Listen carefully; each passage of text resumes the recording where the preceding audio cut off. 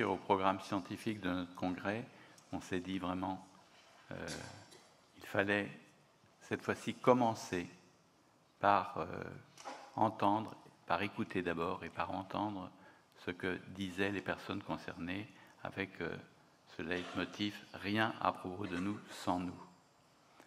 Donc, cette table ronde a été composée pour réfléchir et approfondir cette dimension. Elle sera animée donc par Yves Bancelin, qui est directeur de Esper Pro, qui va nous présenter ses intervenants.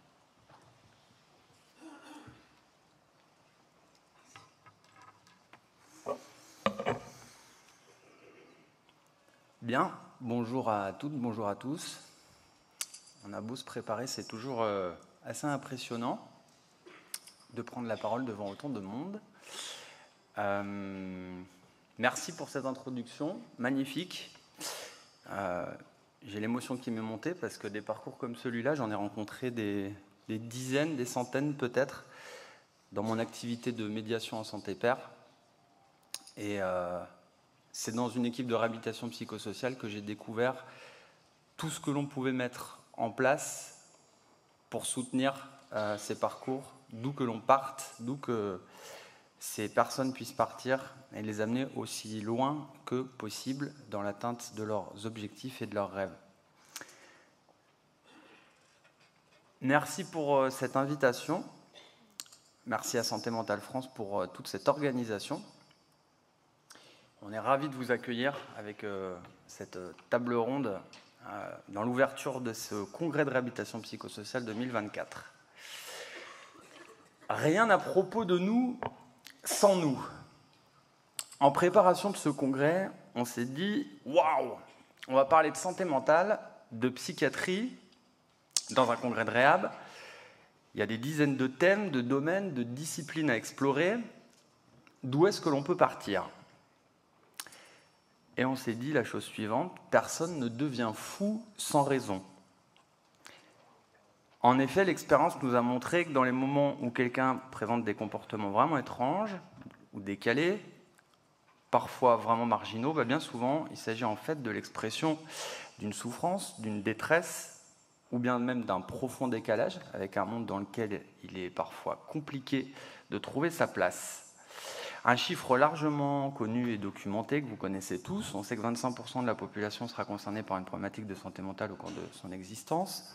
Si l'on admet l'existence du « eux » et du « nous », qui est nous, qui sont eux, ne sommes-nous pas nous jusqu'à ce qu'un événement plus traumatique qu'un autre nous fasse basculer chez les « eux » ?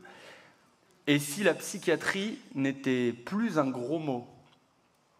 La santé mentale, on l'a dit tout à l'heure, tout le monde y passe, même Bernard Arnault. Et effectivement, l'histoire montre qu'on n'a pas les mêmes vulnérabilités au départ. Mais la vie nous met toujours, inlassablement, inexorablement face à des défis, et tout le monde ne dispose pas des mêmes outils pour les surmonter.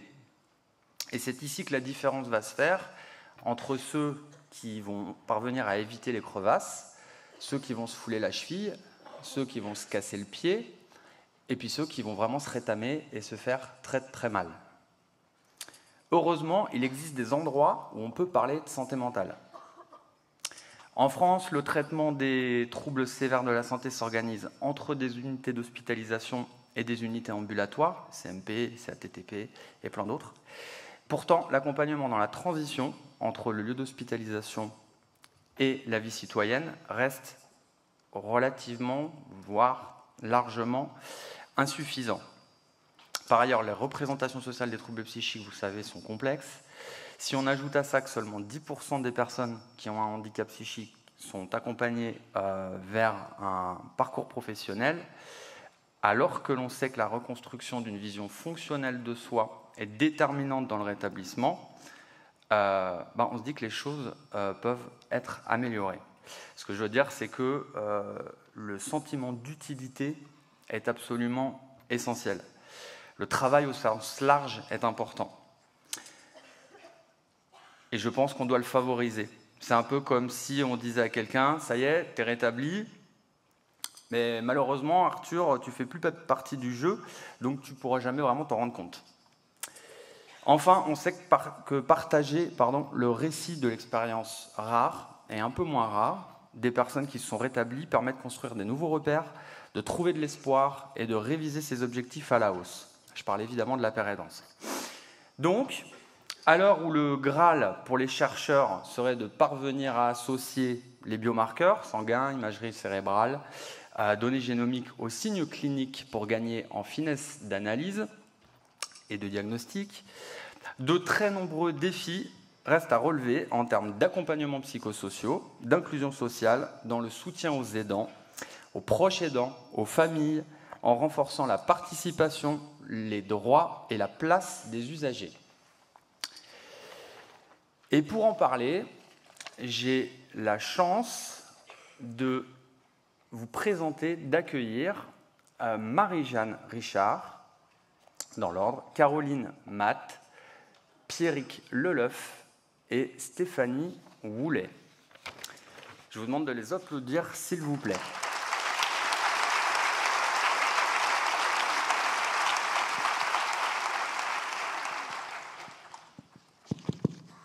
Il fonctionne bien. Premier petit tour de table, de fauteuil, si je puis dire. Est-ce que vous pouvez, chacun votre tour, vous présenter? Je propose de commencer par toi, du coup, Caroline, en nous disant qui vous êtes et comment vos associations font vivre le principe de rien à propos de nous sans nous.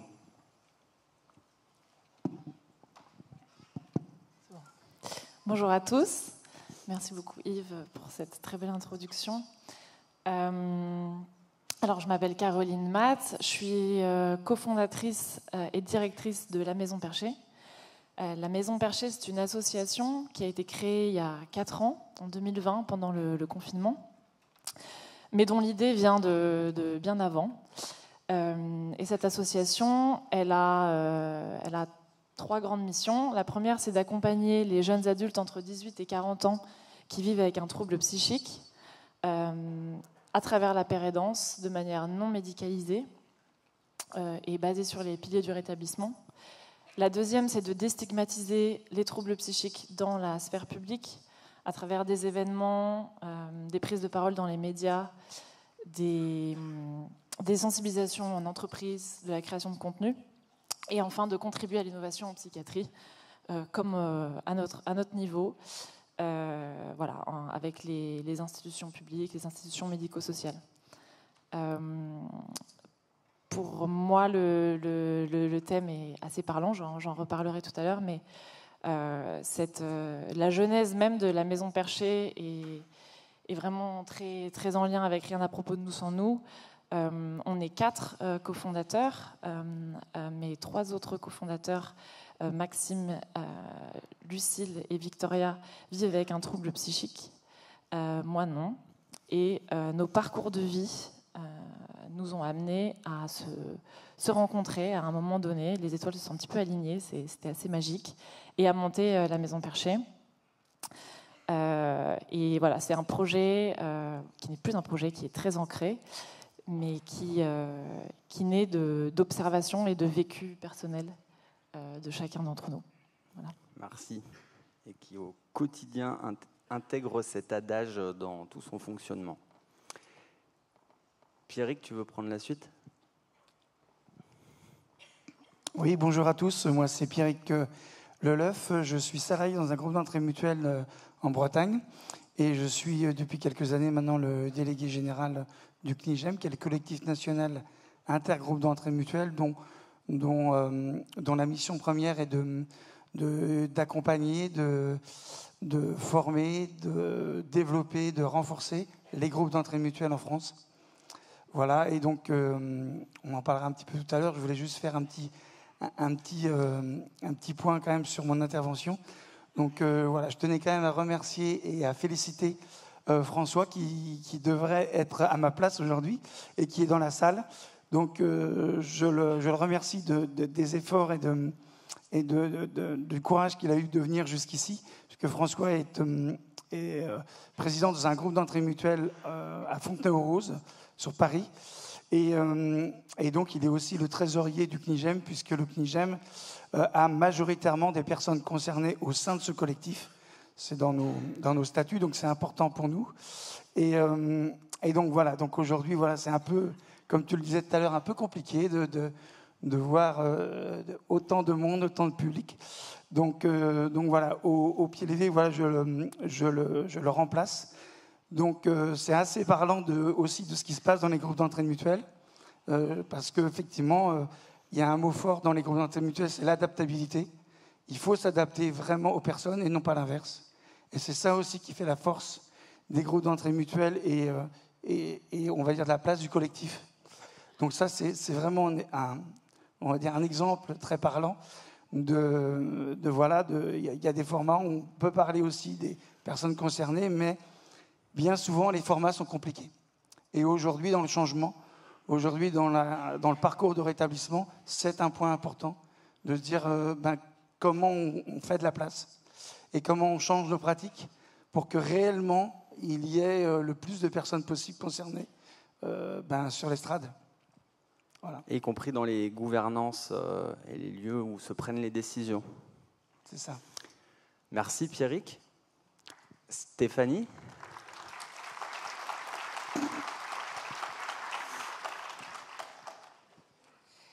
Bonjour à tous et surtout merci aux organisateurs Santé Mentale France de m'avoir invité pour partager avec vous mon expérience et l'expérience de nos associations. Alors, mon petit accent vient des États-Unis, mais c'est en France, où j'ai maintenant vécu bien plus que la moitié de ma vie, où la violence et l'approche inhumaine de la prise en charge m'ont fait dire que ce n'était pas possible de traiter des personnes comme ça et qu'il devait y avoir d'autres moyens. Et je me suis engagée maintenant depuis 25 ans pour améliorer les choses et changer le paradigme en psychiatrie nécessaire pour le respect des droits et les libertés fondamentaux de tous. Alors, une amélioration, parfois, depuis tout ce temps, j'ai l'impression que oui. Parfois, et surtout aujourd'hui, j'ai l'impression que non. Et je pense que vous savez vous-même quelle est la situation de la psychiatrie en France ou de la santé mentale aujourd'hui. Ça peut être vraiment une grande déception parfois. Mais il faut garder l'espoir, comme j'ai pu moi-même. Et c'était vraiment un miracle pour moi de retrouver ma vie, ma profession de traductrice, interprète de conférences, alors que les psychiatres à l'hôpital me disaient il faut accepter, madame, vous ne pourrez plus travailler, il faudrait demander l'AH, etc. Et je me suis révoltée. C'était grâce à mon éducation jeune, peut-être, à une partie de mon entourage, et un psychiatre du secteur privé qui m'avait écouté, qui a cru en moi et ce que moi, je voulais. Donc parfois, je pense que la psychiatrie m'a sauvée de la psychiatrie, quoi. Ensuite, mon engagement auprès de plusieurs associations qui m'a aussi beaucoup aidé et aujourd'hui et depuis sa création, Advocacy France, pour son engagement en faveur de nos droits.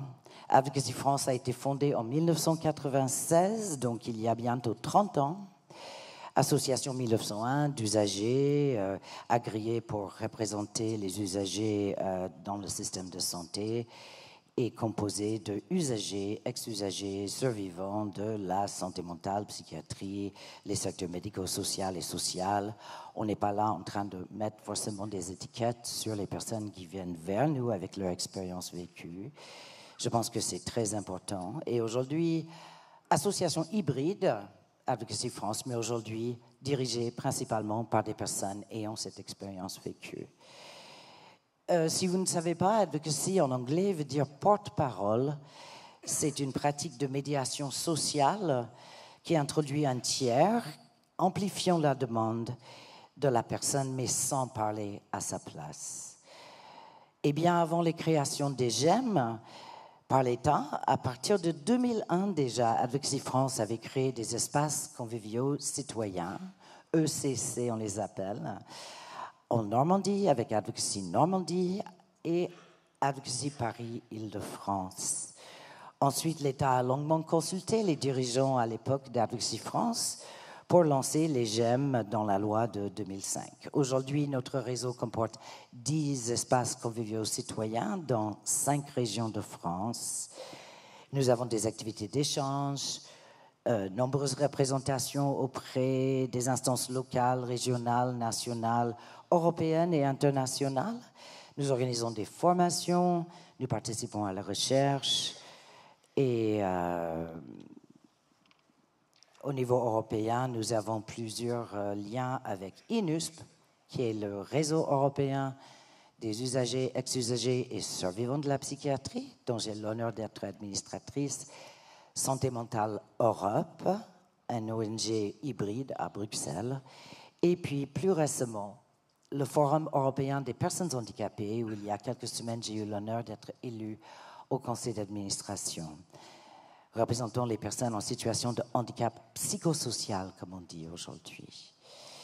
Et nous avons vraiment de la chance avec Advocacy France de pouvoir travailler à partir du terrain jusqu'au plus haut niveau, on espère en tout cas, pour faire passer la parole des personnes et faire valoir nos préoccupations. Je pense que le lien Rien à propos de nous sans nous avec les missions d'advocacy a été bien entendu. Merci Stéphanie. Je finis juste avec notre devise. Peut-être notre devise, c'est quand des personnes peu habituées à parler seront entendues par des personnes peu habituées à écouter, alors de grandes choses pourront arriver. Merci.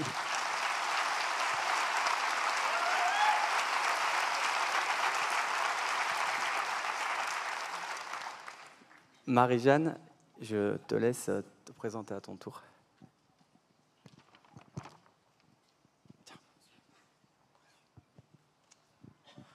Tout d'abord, merci aux organisateurs de nous avoir invités. Alors moi, je suis Marie-Jeanne Richard, je suis présidente de l'UNAFAM.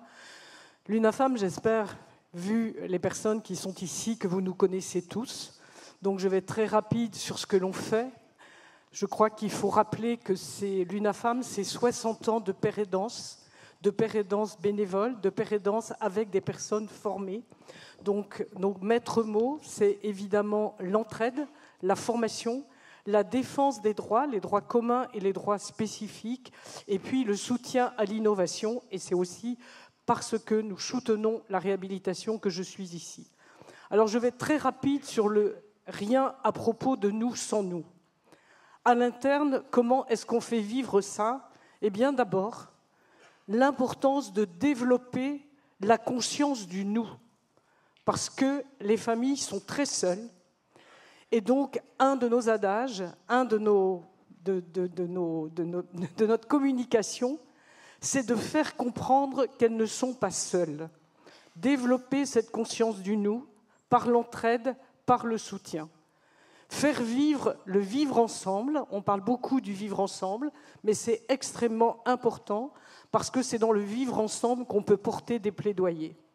Donc ça, c'est à l'interne. À l'externe, vraiment, je vais vous choquer, mais nous ne voulons plus que les soignants parlent de ou sur nous. Nous ne pouvons pas être définis uniquement par l'adjectif ou par le nom aidant. Nous sommes des familles. Nous souhaitons être à notre juste place, et pour être à notre juste place, nous ne sommes ni des familles à exclure, ni des familles à soigner, ni des aidants à éduquer. Je crois qu'il est extrêmement important que nous travaillions ensemble à un autre système pour effectivement parler ensemble d'une nouvelle psychiatrie, parce que c'est celle-là que nous attendons, et c'est celle-là qui fait que vous ne direz plus quelque chose sur nous, vous ne parlerez plus à propos de nous. Merci.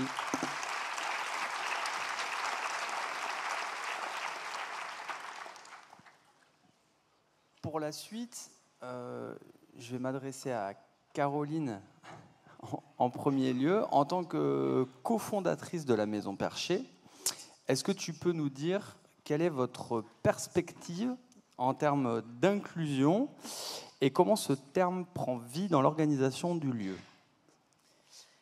Oui, Alors, déjà, moi, quand j'entends inclusion, quand j'entends rien à propos de nous sans nous, ce que j'entends notamment, c'est ne parlez pas des sujets qui nous concernent sans notre avis, sans qu'on soit présent.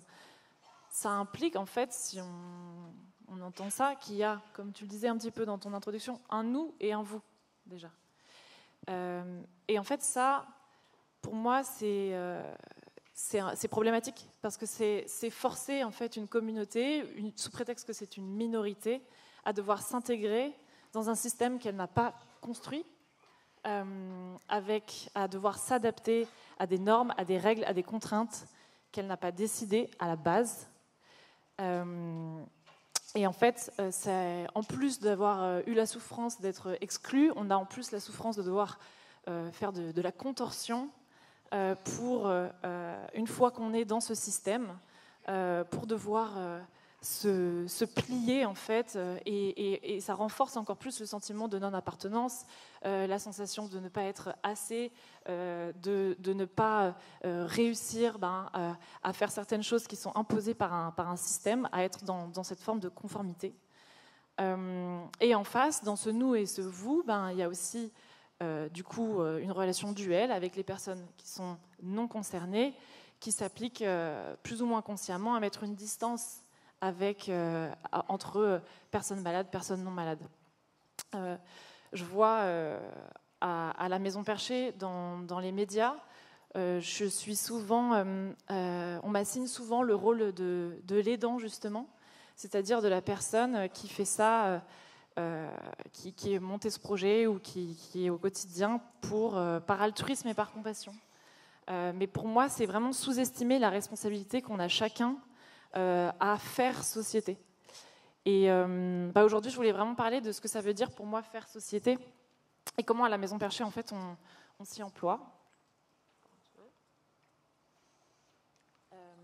Alors, la Maison Perchée, donc avant tout, comme je le disais tout à l'heure, c'est un entre-soi d'abord. C'est-à-dire que c'est une communauté de jeunes entre 18 et 40 ans qui vivent avec un trouble bipolaire, avec une schizophrénie ou un trouble borderline. Cette communauté, elle se réunit à travers des activités qu'on propose toutes les semaines, soit en ligne, par des groupes de parole en visio par exemple, du chat, soit en physique, pour ceux qui sont en Île-de-France, avec des ateliers plus du type écriture, théâtre, dans notre lieu qu'on a ouvert il y a 1 an, dont je vais parler à Paris. Aujourd'hui, il y a 600 membres dans la Maison Perchée. Donc, comment ce lieu qu'on a ouvert il y a 1 an fonctionne, et c'est ça que je trouve intéressant. Donc, c'est un lieu en 3 parties, donc déjà qui est situé en plein Paris, avenue de la République, sur une rue assez passante. Et ce lieu, il a d'abord un café ouvert à tous, au grand public, les matins dans la semaine et le samedi toute la journée, où on propose des événements grand public autour des troubles psychiques. Il a un espace central qui est les après-midi en semaine réservé aux membres de la communauté. Et il y a nos bureaux qui deviennent un peu petits en ce moment. Et donc, il y a donc la partie café. La partie café qui est ouverte les matins. Qui vient dans ce café? En fait, de l'extérieur, c'est un café absolument classique, comme tous les cafés qu'on peut trouver à Paris ou à Marseille. J'habite Marseille, je ne l'ai pas dit dans l'introduction, mais j'y tiens.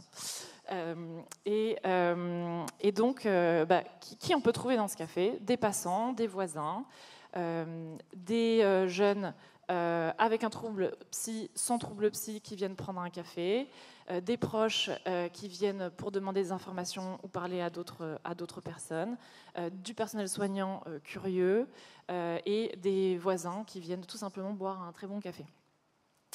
Et en fait, ce qui se passe dans cette cafette perchée, que nous avons nommée, c'est vraiment un laboratoire d'une nouvelle société, en tout cas d'une société différente. Et dans ce café, on n'essaye pas d'inclure les personnes concernées, en fait. On a recréé une micro-société dans laquelle il n'y a pas d'étiquette, dans laquelle il n'y a pas de fonction, il n'y a pas de rôle. Et quand on entre dans un café, on n'entre pas en tant que père, on n'entre pas en tant qu'enfant, on n'entre pas en tant que soigné, que soignant, que malade, peu importe. On entre avec nos états d'âme du moment et on improvise avec ce qui est vivant. Et c'est ce qui se passe en fait dans cette cafette. Alors forcément, il y a un niveau émotionnel un peu plus élevé que dans n'importe quel café. Et c'est ça qui est magique. C'est un endroit dans lequel on peut pleurer beaucoup, à 10h le mercredi matin, tranquillement, avec son cappuccino, dans lequel on rit, on récite de la poésie, on crie. C'est un endroit dans lequel on se confronte, malgré peu importe dans quel état on est. C'est un endroit de frottement avec un certain degré d'étrangeté. Et c'est là que toute la magie du lieu prend forme. On fait face à des histoires, on fait face à des sensibilités, à notre propre sensibilité. Il y a des échos, voulus ou non. Et voilà. Et en fait, on peut surtout être soi-même, ce qui était l'objectif principal de ce projet. Alors, pour que ça fonctionne, et je trouve ça important de le préciser, il faut un cadre. Ce cadre, on a un peu plus d'1 an d'expérience maintenant sur ce lieu, ça reste une expérimentation. Comment il s'incarne ? On a par exemple, c'est des détails, mais derrière le menu du café, une mini-charte qui invite à la tolérance, à l'écoute, à la bienveillance, au fait, qui invite aussi, qui encourage à partager son vécu, quel qu'il soit, sans imposer d'opinion, à faire face à des situations de désaccord avec calme, si c'est possible. On a sur le mur une infographie avec quelques grands chiffres sur des idées reçues sur les troubles psychiques. Et puis on a une équipe incroyable avec un barista qui a été formé à PSSM, mais qui est aussi tout simplement d'une très très grande humanité et qui ne vient pas du tout du milieu de la psychiatrie. Une responsable du lieu qui est animatrice les après-midi. Plus récemment, une chargée de soutien psy, donc une personne qui va venir en soutien, voilà, quand il y a des sensibilités plus exacerbées et il faut prendre soin, ou bien quand on dévie du cadre, parce qu'il faut respecter ce cadre. Et évidemment, ce lieu ne fonctionnerait pas sans les bénévoles pères aidants qui sont initiés à la Maison Perchée et qui viennent quotidiennement faire l'accueil, passer quelques temps derrière le bar, faire vivre ce lieu. Et en fait, cet espace-là, il a été aussi pensé pour être une sorte, comme tu le disais, d'entre-deux. Donc beaucoup des jeunes de la Maison Perchée sont sortis d'hospitalisation quelques mois avant. Et donc c'est un petit peu un lien de transfert, c'est-à-dire la société aujourd'hui elle est tellement violente que de sortir d'hospice et de se retrouver directement dans la société, c'est beaucoup trop dur. Donc en fait, on se retrouve toujours dans la société parce que ce café, tout le monde peut y être, mais le cadre, la bienveillance qui y est, ça apporte en fait un peu plus de douceur, un cocon pour permettre la réinsertion sociale de ces jeunes. Peut-être on peut peut-être faire une petite transition avec les jeunes. Je peux juste finir. J'ai bientôt fini, t'inquiète pas. Et en fait, ce que je voudrais juste dire, c'est qu'on essaye de réfléchir au quotidien à comment en fait on fait vivre un espace où on essaye à la fois de créer, d'inviter à la marginalité, tout en étant sécurisant. Comment on banalise en fait le trouble psy, c'est-à-dire qu'on ne montre pas du doigt, mais en même temps, on peut être vu et on peut être entendu dans sa souffrance. Et donc, comment chacun à son niveau en fait peut faire société. Et je voudrais juste terminer sur pourquoi ça a été possible il y a 1 an d'ouvrir ce lieu, parce que je pense qu'il y a 50 ans ça ne l'était pas, probablement il y a 10 ans non plus, de mettre, comme on nous a dit au début, les fous dans la rue. En fait, il y avait une ghettoisation de la folie, des fous. Aujourd'hui, le trouble psy s'insère dans dans un spectre de la santé mentale. C'est l'ère de l'introspection, de l'intériorité, du développement personnel, où tout le monde se sent concerné, enfin, sait qu'il a une santé physique et commence à comprendre qu'il a aussi une santé mentale et qu'il évolue sur ce spectre-là. Et c'est grâce à cette prise de conscience qu'on peut tous avoir au quotidien que, voilà, je voudrais finir sur le fait que je tiens vraiment à ce que, pour moi, c'est pas deux mondes qui se rencontrent. C'est vraiment redessiner les contours d'une société et le faire avec de l'impertinence, parce que les systèmes qui sont en place ne permettent pas de faire cette nouvelle société. Merci. Merci Caroline.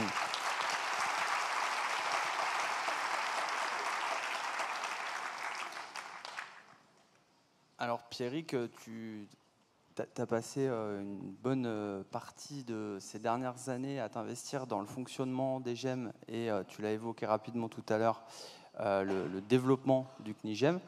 Est-ce que tu peux nous parler de ton expérience de l'utilisation du GEM et de ton rôle dans la gouvernance et des raisons pour lesquelles vous avez choisi de développer le CNIGEM? Oui, alors, il y a beaucoup de choses à dire. Hein. C'est assez court comme délai. Donc, je voulais juste repréciser que dans les réponses à tes questions, il y aura forcément une vision et un avis un peu différent qui va être celle de François. Donc, pour ceux qui le souhaitent, qui souhaitent vraiment avoir la parole d'une personne concernée qui est dans un GEM et qui est depuis déjà plusieurs années, j'en ai parlé avec lui. On sera, nous, à l'Espace Café, s'il y a quelqu'un qui souhaite avoir des infos en direct. Donc, vous serez les bienvenus. Donc, je serai avec lui à ces moments-là. Donc, autrement, plus précisément, donc, les groupes d'entraide mutuelle, l'année prochaine, auront 20 ans. Donc, il y a eu des études qui ont été proposées par le CNIGEM pour voir un peu où ça en était. Et vraiment, bon... j'enfonce une porte ouverte, bien sûr, mais sur le sujet de la crise sanitaire, il y a beaucoup de choses à dire. Et pour nous, dans les groupes d'entraide, il y a vraiment un après et un avant Covid. Ça, c'est vraiment flagrant. Donc, avec une population différente, avec des souffrances différentes, avec des demandes différentes qui sont vraiment importantes. Donc, voilà. Donc, on est vraiment sur une phase de changement. Donc, c'est pour ça, tout à l'heure, je parlais d'adaptabilité. Là, on est contraint et forcé. Hein. Il faut y aller. Il faut quand même trouver des solutions et innover le plus possible. Donc, sur les groupes d'entraide mutuelle, ce qu'on peut dire, je crois qu'aujourd'hui, on est tous d'accord là-dessus, de dire que c'est un format qui fonctionne. C'est-à-dire que si on lit bien l'esprit du cahier des charges, et pas à la lettre, mais l'esprit du cahier des charges, on s'aperçoit que la notion d'autodétermination, de pérédance, d'accueil, d'aller sur un projet commun, de faire confiance au collectif, tout ça, c'est dedans. Donc, il faut y aller, il faut laisser les gens faire ce qu'ils ont envie de faire. Et donc, ça, c'est possible. Donc, ça, c'est vraiment quelque chose de vraiment d'important à souligner, à rappeler.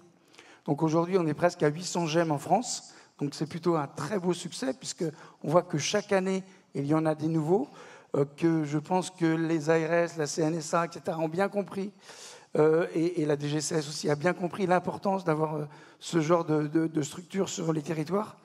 Et donc, moi, sur mon expérience, j'ai vécu une multitude de choses dans le groupe d'entraide mutuelle où je travaille aujourd'hui. Donc voilà, juste pour la petite info, je fais partie des GEM qui sont minoritaires en France puisqu'ils sont gérés intégralement par les adhérents.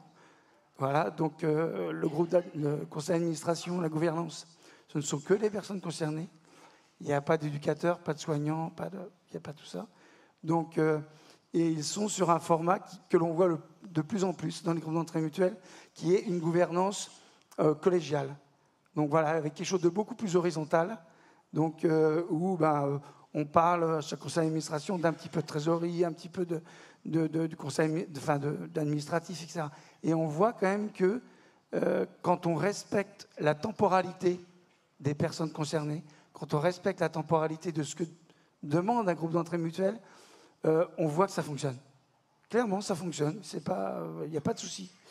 Maintenant, effectivement, c'est un petit peu le monde externe qui on est rattrapé un peu par nos travers. Donc, aujourd'hui, il y a beaucoup de GEM qui sont gérés par du médico-social et du sanitaire. De l'année prochaine, c'est les 20 ans des GEM, et je pense que c'est une question importante qu'il va falloir se poser. C'est maintenant, qu'est-ce qu'on fait ? Il y a un bilan, et je trouve qu'on est encore un peu loin du compte. Je pense que dans l'idée de développer le transfert de compétences, etc., il faut y aller, quoi. Il faut vraiment laisser les clés du camion et se dire, on file, on va ensemble. Il faut faire confiance au collectif, faire confiance au fait que le matin, on ne sait pas forcément qui c'est qu'il va y avoir, on ne sait pas ce qu'on va vivre, mais on sait qu'il va se passer quelque chose et que ça va faire avancer l'ensemble du groupe. Oui, parce que le GEM a un petit peu tendance à être associé à l'image d'un lieu occupationnel ou transitionnel et parfois un petit peu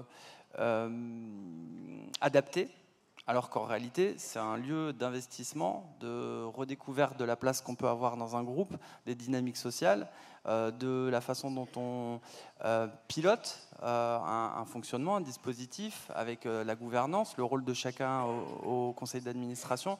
C'est un vrai lieu d'apprentissage, de formation qui est assez extraordinaire en réalité. Alors complètement, c'est vrai que on a la chance d'avoir un cahier des charges qui est assez large quand même. Donc par rapport à ce que peut se faire dans le médico-social ou le sanitaire, c'est un peu plus souple quand même, il faut le reconnaître. Et ensuite, c'est le statut associatif de loi 1901, donc c'est très ouvert. Vous n'avez pas un GEM qui se ressemble, ils sont tous différents, puisqu'ils sont vraiment l'essence des personnes qui sont à l'intérieur, normalement. Donc on a vraiment les outils pour bien bosser. Maintenant, il faut vraiment à un moment se faire un point. Et je pense que il y a les 20 ans de la loi de 2005 l'année prochaine. Donc je le redis parce que je pense que c'est important qu'on fasse un point et qu'on se dise, dans les 20 ans, on fait une fiche de route, on bosse ensemble. Donc par expérience, je vais vous donner juste une petite anecdote. La semaine dernière, j'ai participé aux réunions de la délégation ministérielle à la santé mentale pour les PTSM à l'ARS Bretagne. Et je suis toujours très content de voir les acteurs des GEM prendre la parole. Même si, je l'ai rappelé, le format est compliqué, le nombre de personnes, il y en a trop. On est en visio, on n'entend rien. Enfin, tu vois, des trucs, c'est chaud quand même. En 2024, c'est chaud quand même. Tu te dis, on est loin du compte. Mais on voit que ça avance. Et on voit que les acteurs des GEM siègent à l'ARS Bretagne sur ce qui les concerne. Donc j'invite toutes les personnes qui sont à des responsabilités en termes institutionnels de se dire où sont les personnes concernées et qu'est-ce qu'on peut mettre en place pour que ça marche. Donc concrètement, au niveau du CNIGEM, on met en place à partir du mois de septembre des nouvelles formations où là on est au cœur de comment on transfère les compétences d'une façon différente. Donc ça a pris du temps, donc ça va encore prendre du temps aussi et ça va être hors cadre au niveau des conventions, machin, etc. Mais ça, on sait déjà que ça ne va pas le faire. Mais on se dit, on propose à chaque région de faire un point sur les compétences qu'ils ont chez eux, au niveau des régions, au niveau des départements, dans les GEM. Et comment les acteurs des GEM peuvent prendre une posture de formateur en tant qu'adhérent père.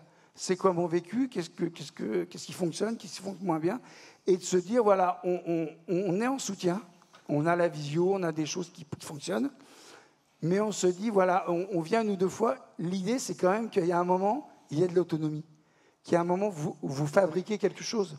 C'est votre territoire, c'est vos GEM, et allez-y, quoi, on y va.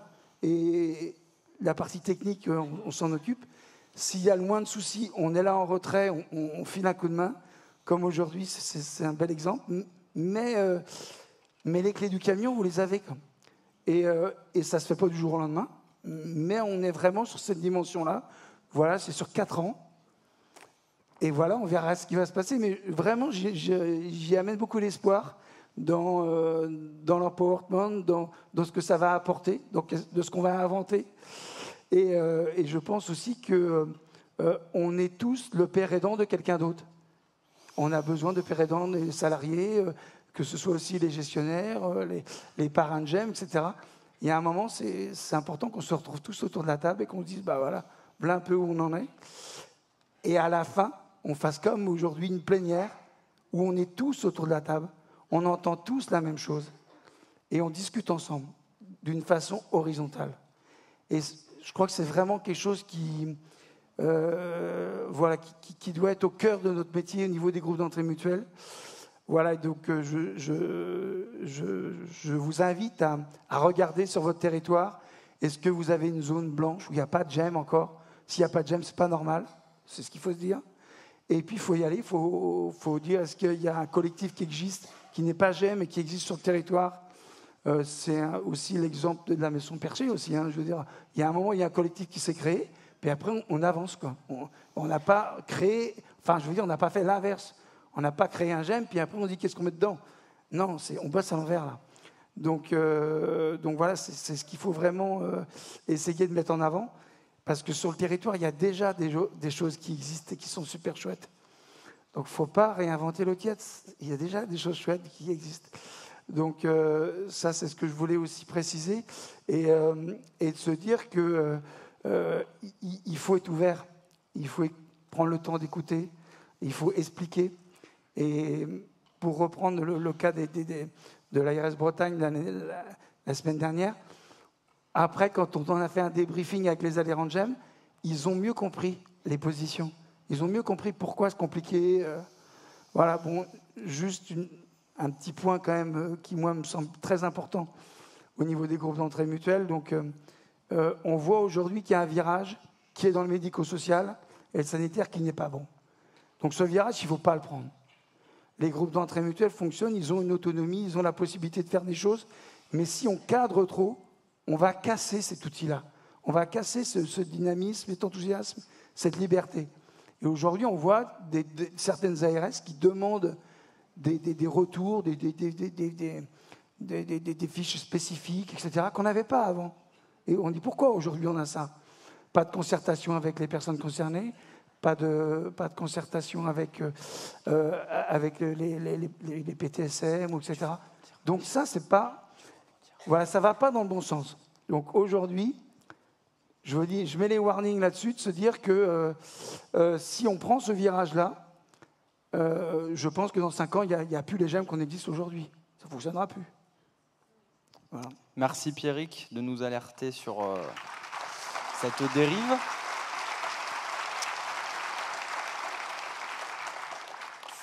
Alors, tu as parlé de père aidance. Je sais qu'à l'UNAFAM, c'est également le cas. La père aidance tient une place particulière. Et pour avoir travaillé pendant 10 ans en réhabilitation psychosociale, je mesure la place et le rôle des familles qui est considérable, notamment dans le parcours de rétablissement des personnes concernées. Marie-Jeanne, comment est-ce que tu perçois l'évolution de la place et du rôle des familles ces 10 dernières années, et comment est-ce que tu l'imagines pour les 10 prochaines? Alors, vous noterez que Yves a fait sauter une de mes questions, mais je vais quand même en dire 2 mots. Je vais juste en dire 2 mots. C'est quand même important de dire qu'à l'UNAFAM, la première des valeurs, c'est l'accueil inconditionnel. Je crois que c'est vraiment important pour moi de le dire ici. C'est un accueil inconditionnel par des pères aidants, familles formées. Et pour vous donner une idée quand même, 36 360 personnes ont été accompagnées en 2023. Donc vous voyez qu'il y a réellement un besoin. Alors, par rapport à ce que tu dis, je pense qu'au fur et à mesure où nous avons avancé dans la formation, on a vraiment compris qu'il était pour nous, familles, important d'apprendre à identifier nos propres ressources et apprendre à accompagner en améliorant notre compréhension. Alors, vraiment, j'insiste parce que nous ne sommes pas, et je l'ai dit tout à l'heure, quand on dit les familles doivent se rétablir, nous aussi on dit ça, mais on dit ça avec nos mots. Et c'est là où je rejoins le « rien à propos sans nous ». Je pense que nous avons une place et qu'il est extrêmement important que cette place, elle ne soit pas définie par une injonction à être des aidants. Parce que dans la famille, il y a différents rôles. Il y a le rôle, en fonction de la place, évidemment, de la personne qui vit avec des troubles psychiques. Vous allez avoir ses parents, mais vous pouvez avoir son conjoint, vous avez ses frères et sœurs, vous avez les grands-parents, vous avez également dans l'entourage ses amis, ses collègues. Donc, c'est tout ce monde-là qui participe. Et donc, je crois que quand on dit rétablissement, j'ai envie de dire aujourd'hui, on n'est même plus dans l'alliance thérapeutique, on devrait être dans l'alliance citoyenne. Et du coup, c'est tout le lien aussi avec ce qui est porté à la fois par les groupes d'entraide mutuelle, ce qui est porté par la Maison Perchée. C'est-à-dire qu'on doit vraiment aller vers cette alliance citoyenne. Et donc, c'est ça qui fait que les personnes directement concernées par des troubles psychiques vont se rétablir, et c'est ça aussi qui fait que la charge mentale qui repose aujourd'hui sur les familles, elle va alors je ne dis pas qu'elle va disparaître, mais elle va être moins lourde, et donc on ira vers un processus de rétablissement, on ira dans un chemin de rétablissement qu'à la condition qu'à la fois les soins soient des soins de qualité, donc on est vraiment dans la nécessité d'une psychiatrie forte et une psychiatrie qui soigne. Ce n'est pas du tout ce que je pense que c'est important qu'elle soit à sa place, mais l'Alliance citoyenne fait que c'est tout le monde qui est concerné, et c'est impossible pour la personne de se rétablir si la société ne joue pas son rôle de société. Donc le terme inclusif, il est idiot, parce qu'une société est par définition inclusive. Et en fait, ceci demande que le soutien à l'autonomie existe. Et on ne doit pas non plus complètement éjecter ce point-là. 30% des familles aujourd'hui accueillent leurs proches à la maison, non pas parce qu'elles le souhaitent, mais parce qu'il n'y a rien d'autre. Voilà, donc il faut absolument se battre pour qu'il y ait une alliance citoyenne, je reviens sur mes mots, et vraiment une société qui fasse sens. Et le soin, la réhabilitation, le rétablissement ne pourront trouver leur place que si on construit ensemble cette alliance citoyenne. Et nous, notre place, juste à ce moment-là, elle redevient, ce que je disais tout à l'heure, notre juste place, et on n'est pas par définition des aidants. Il faut absolument sortir de cette injonction à aider. Il faut permettre aux fratries d'être considérées comme un entourage, sans pour autant être dans l'injonction à aider, ce qui va les faire passer de l'autre côté, fuir le plus loin possible, parce que voilà, ils ont aussi besoin de construire leur vie. Donc il est vraiment essentiel, je crois, je ne vais pas y rester plus longtemps, mais cette alliance citoyenne, c'est vraiment quelque chose sur lequel nous devons ensemble réfléchir, et il ne peut pas y avoir d'alliance citoyenne sans travailler avec les personnes qui ont elles-mêmes un parcours en psychiatrie, sans l'entourage au sens large du terme et sans les soignants. Donc c'est vraiment mes maîtres mots aujourd'hui, je n'irai pas plus loin. Merci. Merci Marie-Jeanne.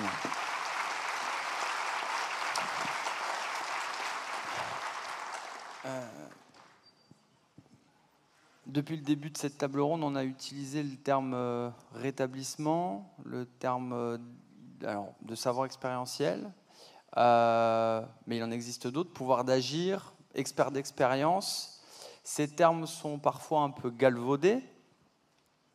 Ont-ils encore une signification pour vos adhérents, notamment Stéphanie?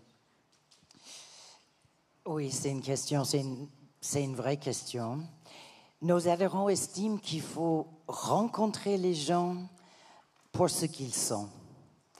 Super. Sans une approche paternaliste, on va te sortir de là, on fait du rétablissement, vous savez, car ça ne peut pas marcher. Il faut respecter les conditions et les limites posées par la personne et apporter le soutien et les soins souhaités. On dit que le rétablissement n'est pas d'attendre que l'orage passe, mais d'apprendre à danser sous la pluie. Et comme Pierrick, nous sommes aussi très préoccupés par certaines tendances. Beaucoup de ces idées des personnes de notre communauté elles-mêmes, l'empowerment, le rétablissement, le père aidance, la coproduction, et les injonctions dans ce sens, où aujourd'hui les mesures, les directives anticipées, ont souvent été détournées, dévoyées par des professionnels. Et ces concepts doivent être le véritable fruit et la volonté de ce que veut la personne concernée. Aidée par les personnes de son choix et non pas imposée, non pas beaucoup à propos de nous, sans nous. Parce qu'on voit des recettes d'empowerment et de rétablissement tout faites ou imposées, des formations à outrance, des pères aidants, qui finissent par être formatés et perdre leur qualité de père, avec des conséquences importantes pour leur propre santé mentale, alors qu'ils allaient mieux. Et ce déséquilibre de pouvoir en psychiatrie entre soignants et soignés est un poids énorme et bien connu. Les mots sont importants. Les choses peuvent changer en arrêtant de véhiculer des termes stigmatisants et pathologisants comme déficience de ceci ou cela, ou malade, trouble, association et droit des malades, et accepter la différence, comme récemment le CCOMS de Lille qui met en cause ce terme de schizophrénie.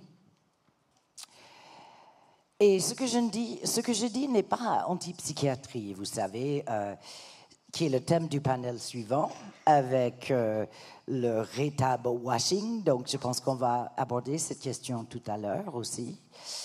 Nous parlons d'une question de justice sociale, de droit et de chance égale, de l'empathie, du respect, solidarité, l'acceptation des risques, le droit à tous de se tromper. Et plusieurs bonnes pratiques, souvent conçues par les usagers et les survivants de la psychiatrie eux-mêmes existent. On n'a pas le temps d'en parler davantage, mais vous pouvez facilement trouver davantage d'informations, comme le programme suédois de médiateur personnel PO, la méthode IPS de père aidance, qui sera abordée ici, ou encore le Open Dialogue, dialogue ouvert, les formations des professionnels avec l'intervention des usagers, des communautés thérapeutiques ou maisons de répit, mais ouvertes à tous, comme les centres Soteria, les directives anticipées, les vraies équipes mobiles de soutien en cas de crise ou besoin et non pas dédiées à la surveillance ou le contrôle, ou les recherches aux Pays-Bas sur la déprescription et la réduction, sévrage de psychotropes avec des bandes dépressives disponibles en pharmacie, que le docteur Maëva Mousseau travaille ou aimerait voir aussi exister en France. Voilà quelques mots sur cette question, effectivement. Merci. Merci, Stéphanie.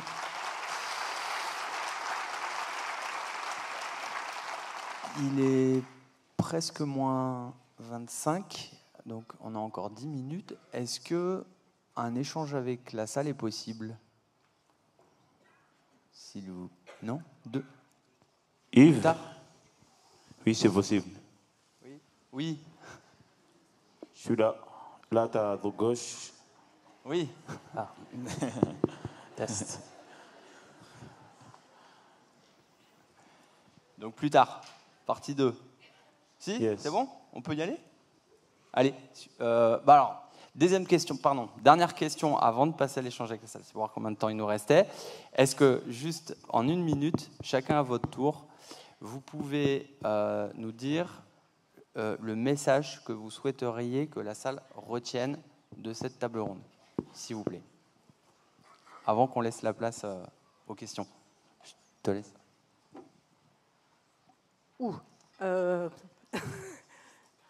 Moi, je dirais respect.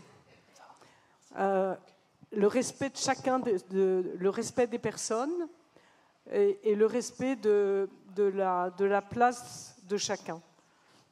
Et ça, ce sera le meilleur passeport, le passeport pour le rétablissement, le passeport pour les personnes concernées, le passeport pour la santé des aidants, et pour qu'elles puissent retrouver leur pouvoir d'agir, et puis le passeport pour cette alliance citoyenne que nous appelons de tous nos voeux. Donc il ne peut pas y avoir, s'il n'y a pas d'abord respect de la place de chacun. Respect. Merci, Marie-Jeanne. Sacrée question. Si la salle doit retenir un message, une idée forte. Soyez impertinent. Voilà. Soyez impertinent. Luttez contre un système qui ne vous correspond pas si vous en avez envie. Alors c'est un exercice un peu difficile, mais moi je prendrais plutôt le mot confiance. Faites confiance, ayez confiance, et je pense que tous ce que nous sommes aujourd'hui, nous serons surpris du résultat. Merci. Stéphanie. Vous savez, nous pensons chez Advocacy France, chez l'INUSP et d'autres associations que ce n'est pas du soin si c'est contraint. Je pense qu'aujourd'hui, on reconnaît qu'il y a d'autres moyens de faire, que ce changement de paradigme appelé de nos voeux depuis très longtemps par des personnes avec une expérience vécue est possible, que les 95 000 personnes environ chaque année qui sont hospitalisées en psychiatrie de force démontrent qu'il y a vraiment un échec du système, surtout quand on sait que la moitié sortent avec des programmes de soins contraints dans la communauté. Et donc, je vous invite à regarder de plus près ce changement de paradigme et de travailler ensemble dans le respect de notre humanité commune. Merci, Stéphanie. Donc, on a la place pour deux questions. Allez. Est-ce que quelqu'un ose se prêter à l'exercice, se lancer ?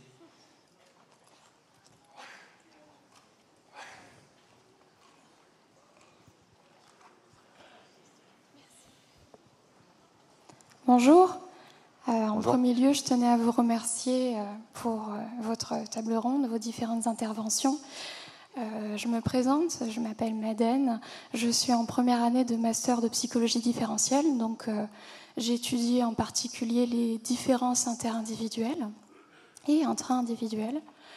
À force de me renseigner sur le rétablissement et la réhabilitation psychosociale, je me suis rendu compte d'une chose, c'est que j'avais l'impression que les systèmes de santé et les différentes sociétés avaient tendance à individualiser la maladie mentale, alors que, comme vous l'aviez dit, il me semble que c'est plutôt un problème dans l'interaction entre l'individu et le contexte dans lequel il se trouve. Donc une part de la responsabilité du développement de cette pathologie mentale peut être attribuée à la société ou à un système défectueux. Qu'est-ce que vous en pensez ? Qu'est-ce que vous avez pu observer qui irait dans ce sens ? C'est une toute petite question. Toute petite question. Vous avez 2 heures. Bon Merci. courage. Qui se lance Il n'y en a plus Je me lance. Moi, je suis convaincu par ce que vous venez de dire, et c'est la raison pour laquelle je me considère un peu aujourd'hui comme un entrepreneur social, c'est-à-dire quelqu'un qui imagine des nouveaux systèmes pour changer les choses et proposer des contextes qui soient favorisants et qui mettent en lumière les compétences des personnes qu'on accueille. Moi, j'aime partir de ça. Évidemment, on tient compte des difficultés, des freins et de la maladie, puisqu'il y a maladie, la maladie étant un état qui empêche le bon fonctionnement du corps et de l'esprit. Mais voilà un peu comment je vois les choses. Plutôt de travailler évidemment sur ce qui va mettre en lumière les compétences des gens, et puis sur le contexte, parce que c'est déterminant. Oui, je pense qu'il faut que la société accepte ces différences. C'est vraiment important. Et on a en français une belle expression qui est d'être en situation de handicap, en situation de vulnérabilité. Ce n'est pas une tare, ce n'est pas la personne, c'est la situation et la société qui va créer un disablement, hein? Cette situation, en fait, qu'on peut régler. Parfois, c'est plus facile dans d'autres pays comme l'Afrique, où la communauté se sent déjà plus impliquée pour aider les choses et ne pas mettre forcément à part ces personnes qui ne sont pas acceptées. Et comme Marie-Jeanne et nos amis espèrent, c'est vraiment une transformation de la société qu'il faut appeler de nos voeux. Pour compléter, moi je dirais, on a tous une santé mentale. C'est d'ailleurs pour ça qu'il va y avoir, qu'on se bat avec Santé Mentale France et beaucoup d'autres qui sont dans la salle pour qu'il y ait la grande cause santé mentale. Donc, importance de la société par rapport à cette bonne santé mentale. Je crois qu'il ne faut quand même pas oublier qu'il existe des maladies psychiques qu'on ne connaît pas encore, que le cerveau est quand même encore un organe qui est très très mal étudié, et rien ne dit que dans 10 ans, on n'aura pas aussi un peu avancé sur les fameux marqueurs dont a parlé Yves au départ. Donc on a tous une santé mentale. Je crois qu'en même temps, il existe la maladie, mais comme on a tous une santé physique, et qu'en même temps, ça ne nous empêche pas d'avoir un cancer.